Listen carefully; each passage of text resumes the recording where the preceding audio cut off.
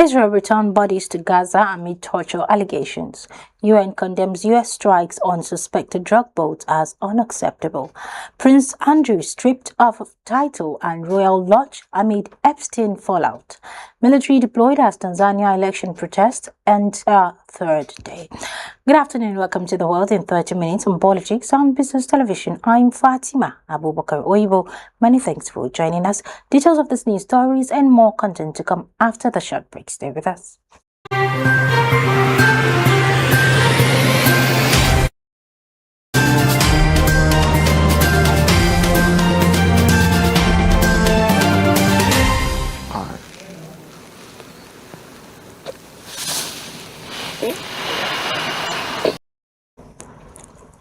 Welcome back.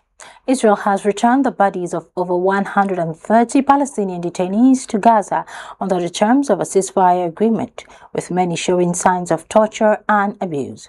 According to Gaza's health ministry and hospital officials in Khan Yunis, the remains bore evidence of the beatings, bound limbs, facial disfigurement, and in some cases, mutilation consistent with being run over by tanks.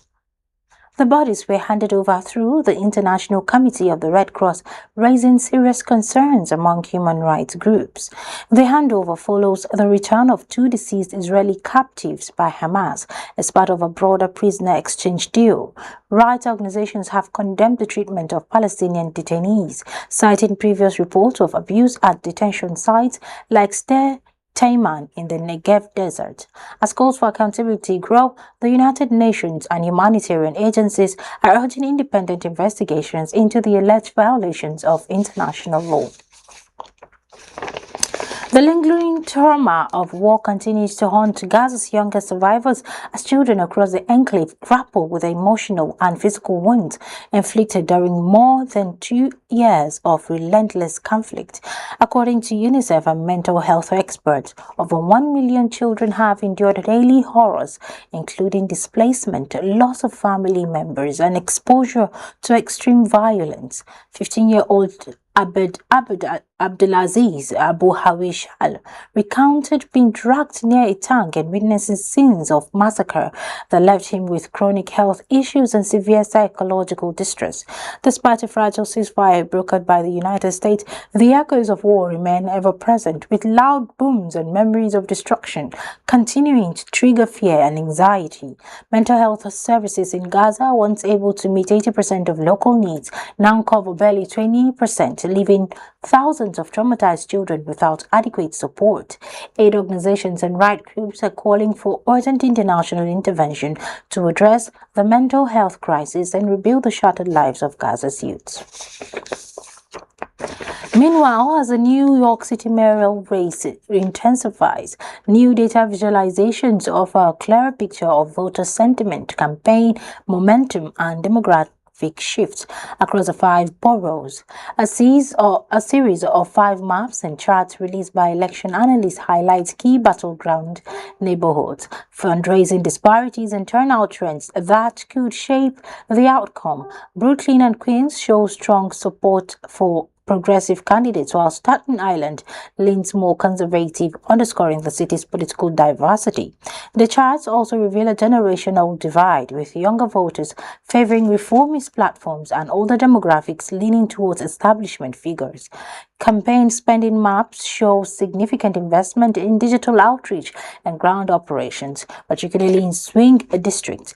As election day approaches, these visual tools are helping voters and analysts alike track the race in real time, offering insights into how geographic, money, and demographics intersect in one of America's most closely watched local elections. In another development, the United Nations High Commissioner for Human Rights has strongly criticized recent U.S. military strikes on alleged drug trafficking boats, calling the actions unacceptable and a violation of international law. The strikes, reportedly carried out in international waters, have raised alarm over the use of lethal force without due process or transparent investigation. The UN emphasized that counter-narcotics operations must adhere to human rights standards, including the right to life and fair trial. The U.S. Department of Defense has defended the operation, citing national security interests and the need to disrupt transnational criminal networks. However, human rights advocates argue that such unilateral actions risk setting dangerous precedents and undermining global norms. The UN has urged Washington to provide full accountability and ensure future operations comply with international humanitarian law. In a dramatic move by Buckingham Palace, Prince Andrew has officially lost his princely title and will vacate his long-time residence at Royal Lodge following renewed scrutiny over his ties to convicted sex offender Jeffrey Epstein. King Charles III ordered the disciplinary action after fresh revelations, including a 2011 email linking Andrew to Epstein and claims in Virginia Giuffre's posthumous memoir. The disgraced royal, now known as Andrew Mountbatten Windsor, had earlier surrendered his Duke of York title on October 17th. The decision marks a turning point in the monarchy's handling of reputational crisis, with experts calling it a final reckoning for Andrew's public role. Buckingham Palace emphasized its support for abuse survivors, stating that the royal family stands firmly with victims. Andrew is expected to move into private accommodation as his lease on the 30th-room Windsor mansion is terminated. The move has drawn praise from advocacy groups and members of the public demanding accountability within the royal institution. Thousands of mourners and activists took to the streets of Belgrade to commemorate the one-year anniversary of the deadly train station collapse that claimed dozens of lives. The march, which began at Republic Square and ended near the site of the disaster, was filled with emotional tributes, candlelight vigils, and calls for accountability. Families of victims joined civil society groups in demanding answers as investigations into the structural failure remain inconclusive. The collapse, which occurred during peak hours in October 2024, shocked the nation and exposed deep concerns over infrastructure safety. Protesters carried banners reading "Justice for the Fallen" and "Never Again," urging the government to release findings from its probe and implement reforms to prevent future tragedies. Officials have promised transparency, but critics say progress has been slow and survivors deserve closure.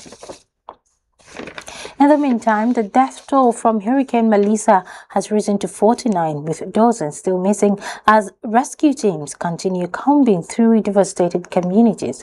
The Category 4 storm battered coastal towns with torrential rain and winds exceeding 140 km per hour, leading widespread destruction in its wake.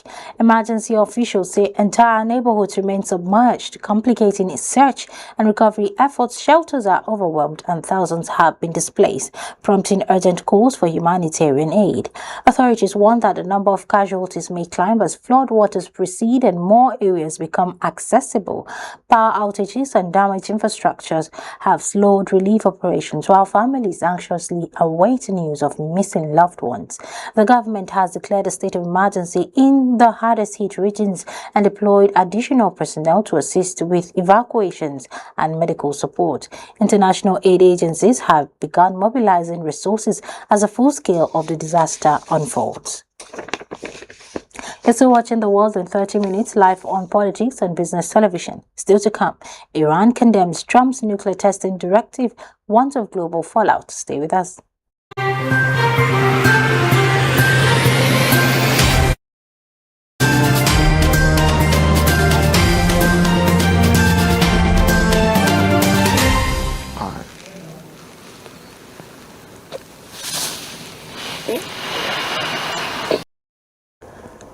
Welcome back. Iran has strongly condemned President Donald Trump's recent directive to resume U.S. nuclear weapons testing, calling it a reckless move that threatens global security and undermines decades of non-proliferation efforts. In a statement released by the Iranian Foreign Ministry, officials warned that the decision could trigger a new arms race and destabilize international peace frameworks. Tehran urged the United Nations and global powers to intervene, describing the announcement as provocative and dangerous. The criticism follows Trump's declaration that the U.S. must test its nuclear arsenal to maintain strategic parity with rivals like Russia and China.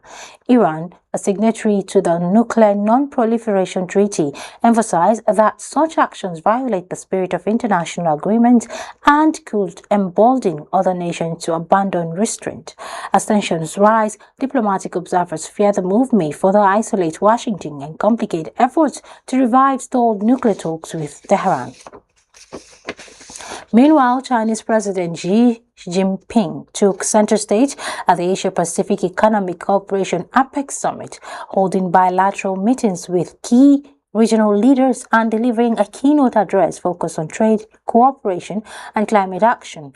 At the summit held in Busan, South Korea, saw Xi reaffirm China's commitment to multilateralism and regional stability while calling for deeper integration among member economies.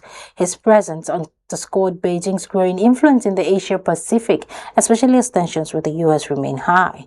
Notably absent from the forum was U.S. President Donald Trump, who declined to attend despite mounting global challenges and calls for American leadership. His decision to skip the summit drew criticism from some quarters, with analysts warning it could further erode Washington's diplomatic standing in the region. Meanwhile, Xi's active engagement with leaders from Japan, Indonesia, and Australia positioned China as a dominant voice in shaping the future of regional trade and security.